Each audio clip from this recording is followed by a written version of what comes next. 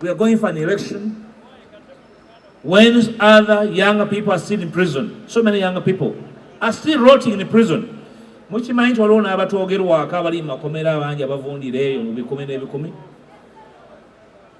I tried with my team to try and conduct a rescue. Buli bwe nagezaako okununula abaana baffe nga banninnya ku bigere na buli kati neebuuza atasobola kulwana kununula magye ge aba akolera ani? Olaba Omuyudaaya atwala n'Omuwalabu bawanyisiganye abasibe, obeera mugwago wa bbaluwa ki atalwana kujja balwanyi mu mikono gya mulabewo?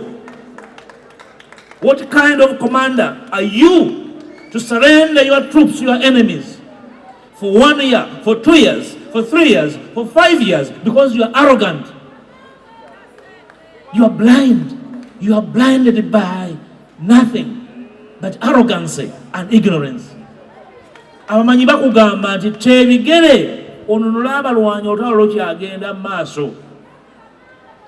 Gwe ng'ogamba nti omanyi bwe naabajjayo bajja kugamba nti ndi munafu, oli bugwagwa.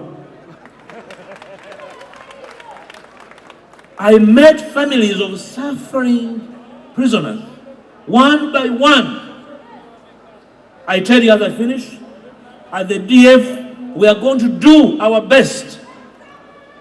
Can you imagine that one of the icons of our struggle for democracy, Dr. Besigye, is still in incarceration and is forgotten? Can I promise my friends in the PFF, that we are going to work with you to ensure that Dr. Besigye gets his freedom? There's no happiness we can derive from his incarceration and Haja Sadrutale. There's no way we can say that we are freedom fighters when the promise of fighting for one of us makes us think that bwana avayo atayinza okufuga ekizibu gwe kizibu alowooza bwatyo. We need every one of us to be part of this struggle. Njagala kusuubiza family eziri eyo omera bavunda, tetuli bagwagwa, tetuli bajega. Omutwe gwe netuse si nsujju, Katonda yampa amagezi agasobola okumanya kino kinnya, eno nzikiza kino kitangaala.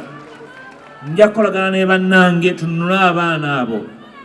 The deserving have no problem sitting with NUP to look for common sense and purpose.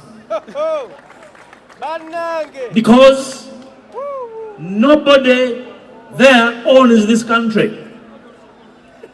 We are ready to be humble but serious in our humility for common good and purpose. We will do that as DF. This country is a divided country. This country is a suffering nation. This country requires restoration. Our people need hope.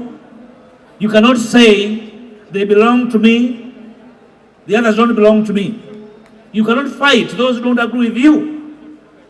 Mulabi abaana bazina alien babibye naawe otontoma bibyo olwo omukyayi talina nsonga kubanga mukola byanjawulo. We shall meet, we shall talk even to our enemies for the sake of this land. We shall in principle speak those we disagree with for the sake of restoring promise and hope to the younger people. Abaana mubaleke bagende nga tebalina musumba. Abantu baffe abaagala enkyukakyuka batambulire mu kujoogebwa.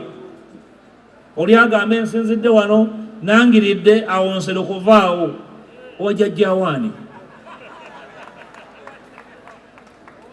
We must return sanity to our politics. As politicians, we shall disagree on so many things, but we must agree on restoring sanity to our politics. Sanity and sensibility and common sense to leadership.